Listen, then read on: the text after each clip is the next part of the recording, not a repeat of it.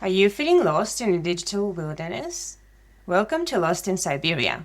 We are your guide to navigating the world of cyberspace. So, whether you're a tech enthusiast or you're looking to land your first job in InfoSec, we're here to break things down into bite sized pieces so that you don't have to.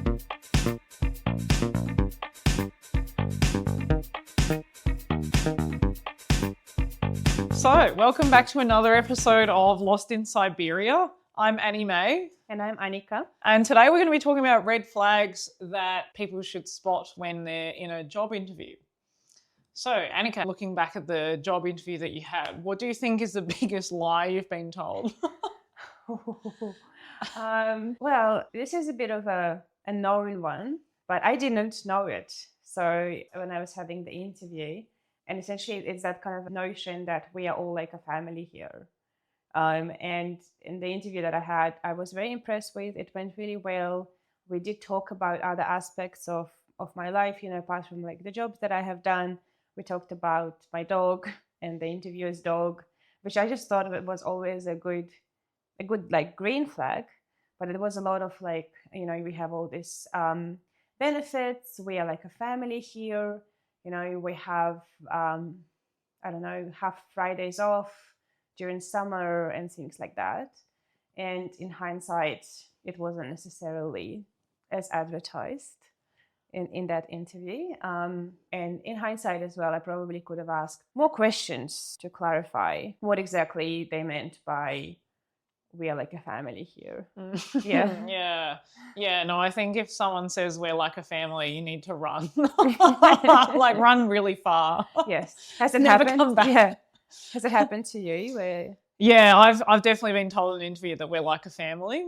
And yeah, I think similar to you, I think at the time I didn't see it as a red flag because I think I've been told in other places, oh, we're very close or we treat each other like we're part of a team, which in itself doesn't really sound too bad. But then, yeah, no, I've definitely been told something similar and then only to discover that.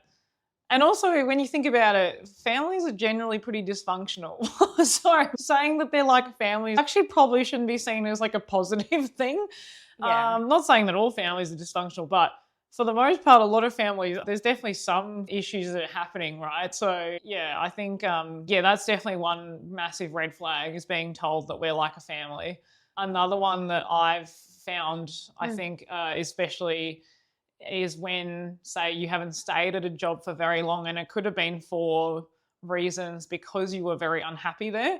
And then they start going into a lot of questioning as to why you didn't stay for very long. And I'm generally I'd rather tell the truth and actually explain why I left rather than pretending that, it wasn't that bad, it wasn't for me, it wasn't a good fit or whatever, and just like kind of glazing over it as if like it was not a big deal. But yes. I think I'd rather just be honest. But then there's a difference between, I think, you wanting to be honest and then oversharing, because then you don't want to come across either as someone who's just complaining about your experience too. So I think that can be a fine line. Like you don't want to just start ranting about the place that you worked at, even if it was really terrible.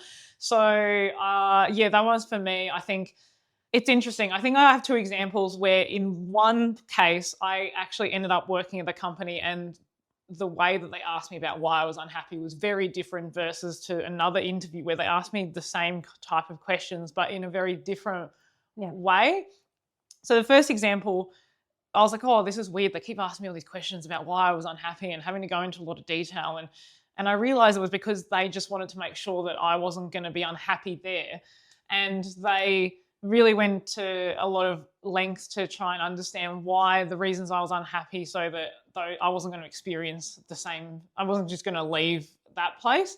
And yes, they actually, were like, oh, why weren't you happy? And then, they asked me, what are you looking for in this job? And I said, look, I'm not asking for anything crazy. Like I just said, I just want to work with good people. I want to do work that's interesting. And I just want to be treated with respect. Yeah. And they were like, oh, is that it? And I was like, yeah, pretty much. I was like, I didn't get any of those things the last place. So so that was interesting, because then when they understood like why I was unhappy, they actually really wanted me to come work there. versus there was another time where I went in for a job interview and they kind of hounded me as to like, oh, why were you not unhappy? Why were you unhappy there? And then I explained, and then it was like there was no kind of not that I was expecting them to feel sorry for me or something. I was just explaining why I wasn't happy there, but they just didn't. There was no kind of empathy or like, you know, towards the experience I had. Like either, I don't know if maybe they didn't believe me or whatever the reason was, but there was it was a very different type of reaction to the first place. But I didn't end up working at the second one because I was already like seeing a lot of other red flags in that interview anyway. But it was just kind of like, oh, but why weren't you happy there? I think because it's Canberra as well, like they knew certain people who'd been working for that same company as well, and asking about certain people in that team too. And I'm just like, okay, this is getting a bit too much, you know. So yeah, I would say that's another red flag. Is like if they are questioning in a way that you also start to feel a bit uncomfortable because you're going, okay, well, I tried to be honest with you, but now it's turned into an interrogation and almost like it's also reliving. Sometimes a lot of places. Especially for a lot of people that I know who worked in the same place as me where we did go through a lot of things together, bringing up those things can be quite traumatic. So it's like you don't actually want to talk about it again. So I think, that's another massive red flag for me. Yeah. What's another one for you? Well, yeah, I think and you've mentioned something very important about also like things that are maybe non-verbal, things that they are not saying. And also, you know, if you answer something and they seem to be very uninterested in that. And so maybe you are very passionate about certain areas of cybersecurity or technology or any job you go for. And they seem to kind of gloss over it. They seem to just not really care about the metadata surrounding your experience. And they're just very much by the book of like, okay, tick, tick, tick. That's all we care about. They're just following a script, right? Yes, and I think I had more like an APS style interview, which are very different from private companies' interviews. And it was very much very robotic, very mechanic, which I understand. And I guess a part of it has to be because they have some criteria to fulfill and they are being paid by taxpayers. But it was missing that human element of, okay, but I am also a human being, and I think we are all very different. We all bring something else to the table, and for me, it will be a deal breaker if I can't be passionate about things at work and I can't bring them up. And you just, of course, like I will do the job that you need me to do and that I'm getting paid for, but completely not being interested in the things that you're going to do outside of work in that sphere, in that for your career that actually enhances your experience. I think that can be very off-putting. And because I never actually got to work for the APS, I don't know if it materialized to be a red flag, but do you think for you had a similar experience? In terms of? Yeah, if you had someone in an interview that was very much not interested in all of the areas of like your resume, your CV, or your experience. Oh, yeah. I remember being told in an interview once that basically they implied that I was still quite junior in my career because I hadn't been in cybersecurity for that long. And I was thinking, I'm like, okay, well, I have senior in my title and also I have a lot of work experience. Just because it's not in cybersecurity doesn't mean I don't have experience. Yeah. I'm not brand new to the workforce. Like I'd understand if I was fresh out of university or fresh out of high school and I don't have any work experience. But even people who've never been to university still, you know, if they've gone on to do like vocational things or they've wanted to work in hospitality and stuff for a while just to figure out what they want to do, that's still experience. There's also a bit of this like mentality of cybersecurity is tough. You got to put in the hours. I remember talking to someone about how I really appreciate my work-life balance now because I don't want to do crazy hours. And then he was like, yeah, but like sometimes you just got to do the tough yards. I get that if there's something's happened and it's an emergency, I obviously understand that you'd have to respond to that. But I'm going like, if what I don't finish today is not going to like end the world tomorrow, why should I stay back? You know, I was like, is this life threatening? Because if it's not, I think like, yeah, it's just also like some people I think have this, I just take this so seriously. You should take this seriously, like kind of mentality. I don't know if you've experienced that as well, but I think also maybe we want to talk about questions that people could ask in a job interview if they're not entirely sure if there are red flags in a company or the place that they're interviewing for. What's one that you would ask? So when the interviews come to the point where they've said, hey, do you have any questions for us? What are some really good ways to gauge whether the company you're looking to work at there are red flags? I think a really good advice I had was that never say no to that question. Always have a question. Oh yeah, don't ask a question at all. Absolutely. Yeah. Improvise on the spot. Do something. Just ask something.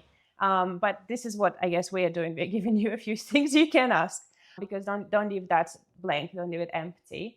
I heard a really good one, and I haven't had a chance to use it yet. Actually, no, I did use it, but I kind of knew the answer to that anyway. But it was what happened to my predecessor that you are trying to fill the role with? Because if a company has a policy of promoting from within, they would be, logically speaking, they would probably be very happy to announce that the person has either gotten promoted or they moved to an area that they are more passionate about, or something of the sort. Rather than if they start to get, I guess, a bit more like, uneasy in their seats, and they and they kind of say, well, this is a brand new position. Okay. When obviously it isn't. Yeah, or I mean, if somebody was made redundant, for instance, you can't hire for the same position for 12 months. And so what happens sometimes is people use redundancy as an excuse to like trim the budget, get rid of people. And it happens in technology. It happens in our ever-changing world, especially when the AI boom and the AI crash and cloud boom and crashes. But they still need some people. They realize that they need people to do that aspect of a role, and so they create a brand new role. And I think, especially if it's something that seems very reasonable to have in a company, and it's a brand new role, I would consider that to be probably definitely an amber flag, and I would definitely have follow-up questions on that. It's like, oh, so you have a new maybe capability that you are now giving to your clients or something like that. That's why it's a brand new role. Like, and then that would be logical why they have an opening, for a new role. But if it's not the case, and it just seems a bit odd to do that, or if they're just not willing to really answer that at all, I think it would be quite odd if you had a good culture within the company to not really answer that truthfully. What about you? What do you think would be a good question? I think a good one would be, so instead of asking, say, when it comes to rewarding staff, that can take many different forms, I think, depending on the business. But I think a good question to ask is, how do you reward people for doing a good job or making a big milestone for the company or whatever? The red flag for me would be if they just revert to a policy that's in their company. So they say, oh, well, we have this policy where we do blah, blah, blah. And you go, okay, they haven't actually given like an actual example. They've just rattled off some information that the HR team has been told to say. But a good answer would be them actually giving an example, being like, oh, our graduate analyst recently did X and we promoted them to consultant and we gave them, I don't know, a new computer or something. I don't know. Like, that's probably but that'd be a very generous thing to do. But, just actually giving a real life example rather than just stating a policy, which they already have implemented. Well, sorry, just because they have the policy does not mean they're implementing it, because we all know that companies have policies. That doesn't mean that they're being implemented. So I think just looking for their response, are they giving a real example, and does it seem genuine as well, or are they just, I think you can tell, like, even if it's a video interview, I think you can somewhat gauge whether the people are being genuine or not. Yeah. What other ones would you have? I just thought of a very good one when you were saying this, because yes, companies will have policies, but it not necessarily is the practice. And they could have a lot of things set up that is actually mandatory to do. For instance, performance reviews or quarterly performance reviews and appraisals and salary appraisals that lead from that. And I think I did ask this question actually about the company's processes of performance reviews and how often is it being conducted and whether people are actually being, I guess, rewarded, but also recognized for their efforts, and what is essentially a way to progress in the company. Like, is there an actual practical way to progress in that place? And I think now, kind of recalling back to the answer, I could have definitely probed more, because even though it said, yes, we have that practice of having quarterly performance reviews, it ended up being, oh, yes, we have to do that. So just put something in. And like, yeah. And like we would schedule meetings that just would get canceled all the time. And it ended up being quite demotivating, because if you are very motivated, and I've studied this in hospitality actually, when I did my certificate in like leadership and management, if you have people that are very motivated, they want to do more, they want to progress, they're actually more at the risk of like becoming people that are 9 to 5, like, we call them 9 to 5ers, or I think it was called quiet quitting. Yeah. Sometimes. Yeah, that was a big thing during COVID. Yeah, quiet quitting. Where it's like, I am doing what I'm like, what's in my job description and nothing more, and I'm not gonna die. We love a good person who brings up the job duties description. Yes, it's like, that's not in my JD. It doesn't say that in here. Yes, so I'm not doing that. Yes, exactly. It's really easy, but it's really easy from that very motivated person to go to that person of like, well, actually I'm not getting anything out of it, and I've tried everything I could to progress. And so if you are this person, I think it's very important, and I hope that motivation and your passion should basically like inform a lot of your career decisions, hopefully. But you don't want to be stuck in a place that doesn't even have a formal process of progression, let alone any other recognition policies or practices that actually happen. Yeah, and I think going back to what you were saying before about the 3 monthly reviews or appraisals, performance reviews, that's what I was looking for. I was like, I'm getting to it. I don't see what the point of companies having those in their policies if they don't implement them properly, because I think 3 monthly is maybe a little bit extreme. Like, that's a bit too often to be reviewing someone's performance. Like twice a year. I think every 6 months, I think you should have a proper one. I think the big issue that I've seen a lot of the time in management as well is that feedback is seen as, tell them when the feedback's negative because they need to know now. But if it's positive, just don't say it. Like, either just say you're doing a good job and we move on and that's it. But there's no critical feedback. And I've had this before. Yeah, I've had a manager, it's come around to performance review time. Because I think a lot of people see performance reviews as a very scary thing, because they go, oh, I'm being judged about how I've performed, which, yes, it is that. But also, on the other hand, it's also an opportunity for you to say what you want and what you want to develop on, and how your manager can help you get to where you want to be. And so for me, I went into a performance review once where, I was ready to hear all this feedback, and all my manager said was, yeah, you've been doing a great job. And I was like, okay. And our company had this massive form for all these questions, right? I was meant to fill out, they were meant to fill out.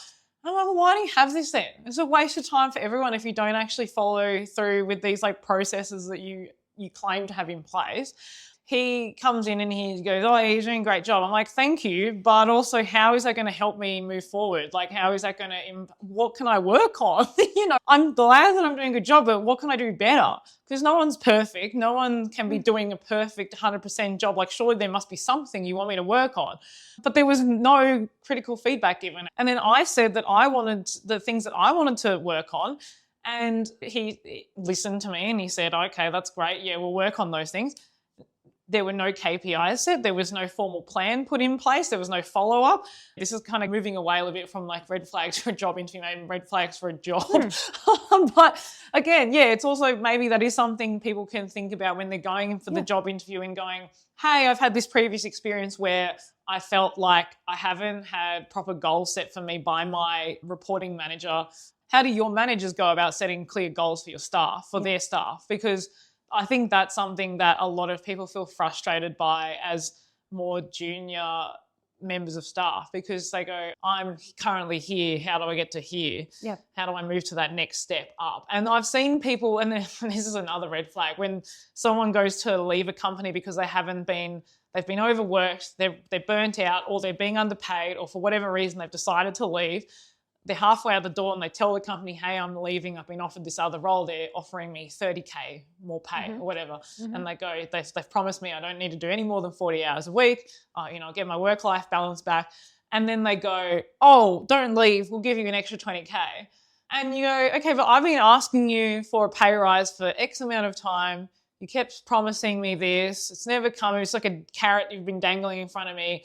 Or say someone who's been looking for that promotion to the next level up. I think that's another red flag that people should look out for as well. Absolutely. Yeah, it's in the end of the day, it is your life, your career. You only get one shot at this, at your life. I mean, you'll get a lot of shots at the job and the interviews that you do. And I don't see a point of staying too long in a place that has continuously misrepresented their intentions about what they actually are going to do to what they say that they're going to do. And when you see it happening quite a lot, and not just to you, but it's quite objectively happening across the organization, I don't see why you'll be like, well, I have already spent X amount of time here, I might as well spend another Y amount of time.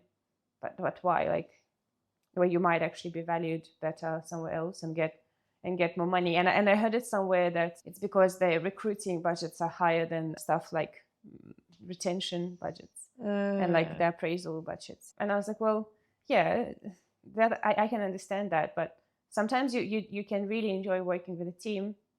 You love your team, you love a lot of people in your organization, you love what they do. There's just that one aspect. If you can't move forward, though, that's a really big thing for you. And I think it's also like maybe in an interview, and that's something that I have asked before.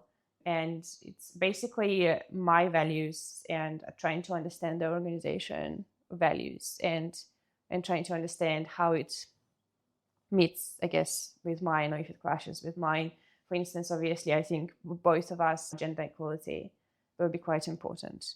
And neurodiversity, or in general diversity and things like that. I guess for me, I'm very worried sometimes that, that I'm just like a diversity hire, or like I'm filling the quota or something like that. And it's not a thing you want to be.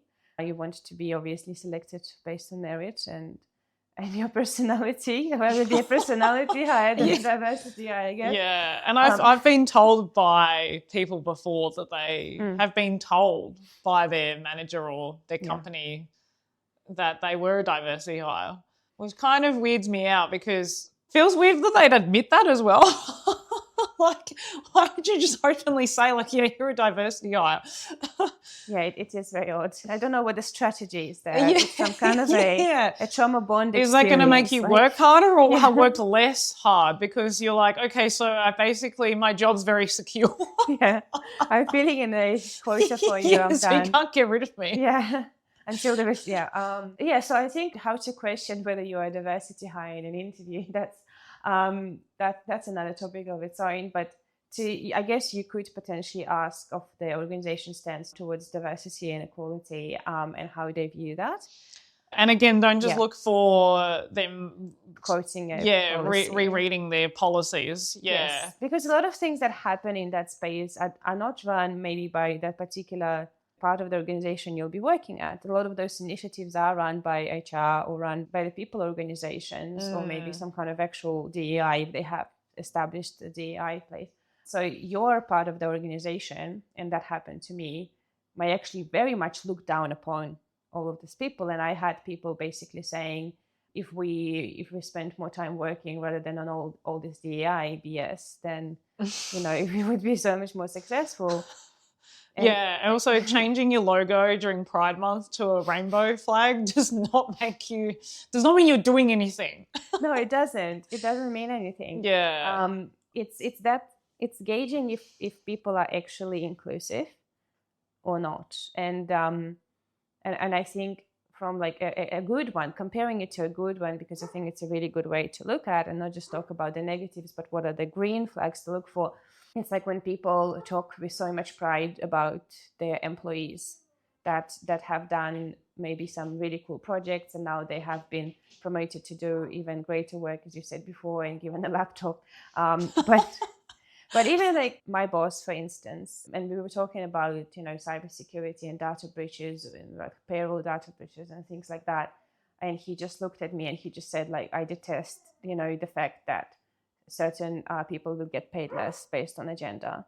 And another thing he said to me, which was such a beautiful thing to say, and it's not maybe relevant so much to a job interview, but it just really made me feel like he actually cares about diversity and equality. Him and his wife were at a Christmas party, and his wife went to the bathroom to like look after another lady, and she was gone for like an hour. And he went to a security guard and he's like, can you please check on my wife? She's been gone for so long. And the security guard said, well, why are you checking on her? Like, oh, good. Like, now you don't have to worry about the missus. And he said, what? Yeah. Of course I worried. She's just my wife. I don't want it. I don't want anything bad Also, to happen an hour to is her. quite a long time. Oh, it was, yeah. It was longer in the end. But he was like, what is this guy about? Like, what are you talking about? Also, isn't his job as a security guard to make sure everyone in the vicinity is safe? Yeah, probably. But the fact that he was basically calling out, he was calling out that culture of, that very outdated culture of like, husbands hate their wives. Ha ha ha. You know what I mean? Yeah, I it's know. always like the jokes on the wives and the mothers-in-law, and it's like, oh, we love you, but we actually secretly hate you. Yeah. But he was calling it out. And also the same for like parents who just always complain about their children. And you're like, dude, no one made, well, it's women as well, but like, yeah, it's like, no one forced you to have children. No. You didn't have to if you didn't want to. Yeah, but that's self-awareness as well. Yeah, like, I've got 2 teenage daughters at home. They drive me insane. Yeah, and I had a friend whose boss actually said to her, he would openly joke about the fact that he would say that his wife was a single parent because he... See, I would say this is a red flag, like such a red flag. That's a massive red if flag. Someone makes this joke in an interview, run. I would say run. Like, because that's not... Yeah. They're going to make you organize the high tea for the organization, no matter what your role is. Or like the middle-aged man who's having a midlife crisis, who's like really gotten into like marathon running or long-distance bicycle cycling, like every weekend is just, to me, that's a red flag because I'm all for people getting fit, but there's getting fit and then there's just going insane. Yes, absolutely. And that's like, what are you running from? That's what I want to know. Yeah. Because I'm like, why are you running so far? But you can just go for a 5K run, But they're also looking for that sometimes in an interview, or like if they are looking for things, that are your personality, and they will mention that to you. They will definitely mention that to you. They'll be like, I run marathons. Oh yeah, you'll definitely know. Yes, you'll know that. And you'll get a link to follow them on their run too. Follow them on Strava. Don't do that. Don't press on that link. Don't give them more data. Yeah, just say like, I don't click on unknown links. But what if you're a person who like detests running? Like you like exercise, but that's just that one part of you that's just like apparently run clubs are very popular now, especially with young people. I know they are. It's kind of the new dating app. I know. I heard all of that, and I go, which is weird because I'm like, who's having a fun conversation while they're like,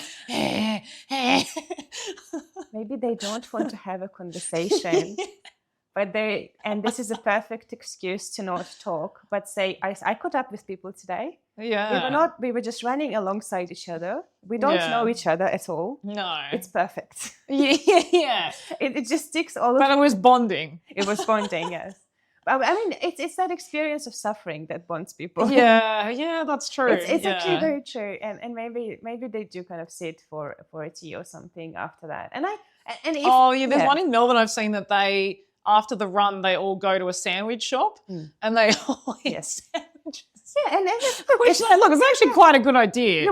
That's absolutely fine. But if you're a person who doesn't do that, and like they are looking for you to, they're checking if that is your fit to the company.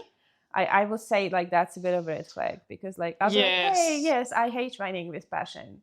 And Yeah. then they're like, oh yeah, I don't know if you're a good fit for the company. But it's like, how does that affect my ability to do the job? no, it doesn't. Yeah, I think any company that has like weird cliques within the company, Yeah. I've definitely seen that where there was a group of people that were all ex-professional athletes. So not necessarily runners, but they were all professional athletes and they all used to hang out together, and it was weirdly, I don't know, it was almost like weirdly culty. Yeah. So and I'm not saying that was obviously a minority of the company, obviously, because not everyone was like a professional athlete, but I still think companies that and I think it's like, there's a difference between like wanting to support certain causes because, say, like you might have a lot of military staff or like a lot of veterans or whatever who and you want to support like causes where you're like raising money for those kind of things. You do September or things like that. You want to do things as a team, to like raise money or awareness for certain causes. I think that's fine, but it's it's also, but I think, and also maybe another red flag is also companies that claim that they care about a lot of stuff and then never support anything, which like is very common. I think like I speak to a lot of people who, say for example, I go to like so AWSM, for example, like Australian Women's Security Network, how many people from your company are actually also attending those events, and I've spoken to so many people who are like, I try to get my team to go to do this event where we were going to like plant trees or do whatever, to support this cause, like the environment or whatever it is. And, I couldn't even get like 2 people to sign up. And yet they say we need to do more of these things to support the community.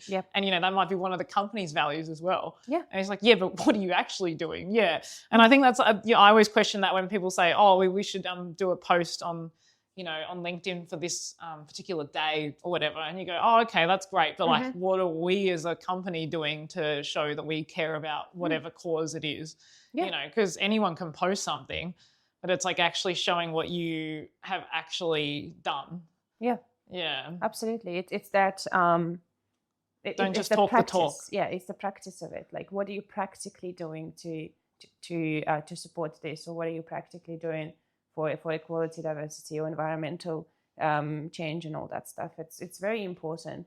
And I have an opportunity now, which is a great opportunity to compare somewhere where I actually feel like those values are being practiced to a place where those values were declared very loudly but were not practiced. And now I can see in hindsight how obvious the different behaviors were during the interview, but also like during the recruitment process itself, because that's where you still have the time to pull out.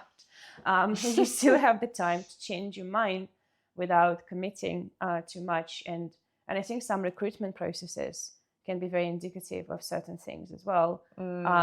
Especially like maybe in cyber when they are asking for certifications where you go, but why would you need this from me for that particular role? And maybe they need it from you because they already think that you'll be doing a lot of other roles without getting paid for them. I don't know. Or maybe they just have no understanding of what this is. Or maybe they just know that this is an industry certification and they go, well, everyone should have this. Yes. Yeah. But without making, there is no attention to detail. There is no actual fact checking and all this kind of stuff. And just in general, I think if the recruitment process is very wobbly, they forget to send you things, they take a very long time to come back to you. When they said it's going to be like a week, it ends up being a month, and it's all very unorganized and they lose things, I think it's definitely an amber, if not a red flag, depends on how bad it gets. Yeah, I would rather they said, it could take us a month to get back to you, but they end up coming back to you within a week or 2. Yeah, absolutely. Because then you go, I wasn't expecting to hear from you so soon. And then that's obviously way better than the opposite happening. It's like it's the same as like a restaurant says, the wait's going to be 30 minutes and it ends up being 10 minutes. And you're obviously, so much happier because it's like reverse psychology, right? It's like, we'll tell them it'll be way longer than it is, just so it gives us that kind of like leeway time to make sure that we're not actually disappointing anyone. It's better to do that rather than being like, we'll get back to you in a week, and then you don't hear from them ever. You just get ghosted. Yes. And then like 2 years later, they're like, are you still interested in this job? Oh, You're like, yeah, we've all been there. What? Yeah, you're like, what even is this job? Don't you? Yeah. Yeah, you're like, oh, I've actually had 2 jobs in between that time, so no. I'm not interested. No. I mean, in cybersecurity, 2 years is like a decade. Yeah. I think it's honestly like, it's very funny, and it's such a good sign for like that misorganization, and I think it's very important to note that, because I had like an experience where even though there was a delay, I had a notification from like the recruiters or the people that were recruiting me saying the reason for that delay, and there was that communication as well. And when you reach out to them, they really much come back to you very quickly, and they really care. And I think a very good thing to do in general, whether you get the job or not, is to ask for feedback on your interview. And maybe if you didn't get the job, it's a bit less likely that they will be very invested in giving you one. Yeah. But it doesn't hurt to ask. Yeah. It definitely doesn't hurt to ask. And I think an organization that will give you good feedback on your interview, even if you didn't get the job, I think it's still worth even applying again, maybe if something else comes up. If you Yeah, and I would also say sometimes it's good to just go to an interview and if you have no intention of taking the job either, because practicing for job interviews is a good skill to have. Same as, I think I've mentioned that public speaking is something I've wanted to do more of because it's not something I feel very comfortable doing. But job interviews, yeah, bloody breeze for me. I've always found them super easy because back when I was at uni, I used to apply for all these random jobs, like work in a nursery, work in a restaurant, work in, I don't even know, like a hotel, like whatever. So I got so used to doing job interviews that I was always prepared for any question. And even though it was a very different type of role that I was applying for then versus now, the same principle applies. It's like you just want to provide real life examples of when you've done certain things. And just going in for the interview, you'll become so much more confident in and being able to remember all the things that you have been able to achieve, and just being ready for any question that they ask you. Even if you're like have literally no intention of taking the job, just go to the interview, because like also it's just everyone's interview style is different too, and you can very easily tell whether someone's reading off a script of questions that they've got in front of them versus someone who's like, they might ask you one question from a list, but then they'll actually want to probe you further on stuff that you've brought up during the interview. And then there's a much more like natural kind of interview style. And I think just being able to adapt to different people's personalities too is I think it's really hard to do on video call, but in person, I think being able to adapt to different people's personalities makes you a much more hireable and much more desirable candidate. Because I think if you can vibe well and have a good rapport with the people who are interviewing you, you'll be much more likely to be hired than versus someone who is maybe a little bit too scared to like answer the questions, or you're so concentrated on answering the questions correctly, you're not actually engaging with the interviewers. I think it's that doing improv and doing Toastmasters as well, and Toastmasters has this whole kind of hot topics, being brought up on the spot. Basically, you have to answer a random question within 2 to 3 minutes. And some of the Toastmasters clubs could also be online, so you could practice your responses online, because it's a very different body language. It's a very different positioning of you on camera, and how do you like look straight, and there is a whole technique to that.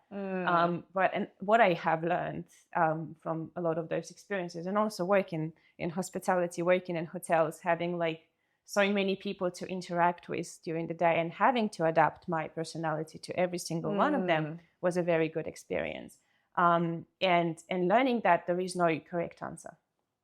So you may be preparing for an interview, and you may be writing notes and taking some bullet points, and you're gathering some data and information that you can present. But the way you present it, I think you have to have it different. You have to have it different in every single interview, because you will be with a different person for a different job in a different time. There'll be different aspects of what you would like to bring up. And I think don't focus on, I have to get it right. You won't get it right, because there is no, perfect answer or that you can predict to have. Just be in that moment and read your interviewer's reactions of how you're responding. And I agree, it's so much easier to read that in person, because you can even see like people getting bored from your answers. And you go, okay, I gotta like shift it a bit. I gotta make it a bit more interesting. People want to stay very serious sometimes in work interviews because I'm a very professional person and I cannot be ever funny. And that's, sometimes you'll get into a place and it looks very solemn. It's like, but also that might be a red flag in itself. Oh, yes. Because if you go, okay, well, these people are boring as fuck. They are. I agree. And sometimes, but they put a facade as well. And then you start making a joke and they like start opening up. And yeah, exactly. And maybe they are like testing you as well. It's like, oh, can you like, are you also like, are you boring, or are you, are you a human? And I think that rapport through humor. And I'm not saying like, oh my God, like you have to be funny as well. Like, no, you don't have to. Yeah, maybe don't turn the interview into a joke. No, don't do that. Won't go down no, don't do that. But it's okay to crack a joke. Yes, but sometimes like a light-hearted smile with a bit of a kind of a very light laughter on something you respond, or maybe I also like, exploring things that are kind of happening outside in the world and referring them, especially like when it comes to cyber, because it kind of means that you are across things. And, just presenting, well, I guess your true self as well. And if your true self is very mechanical and boring, then absolutely do that. Do that, because otherwise you will have to put a facade of who you are not for the rest of the time. And exactly. Nobody wants that. Yeah. And I guess just be yourself and find that rapport, that connection with people. And there is no perfect answer. So don't try to get it perfect. Just try to get it real. Yeah. Oh, well, I think that's a good place to end. Yeah, I think so too. Yeah. Yes. Okay, well, thanks for joining us again for Lost in Siberia. And we'll catch you later. Okay, bye. Bye.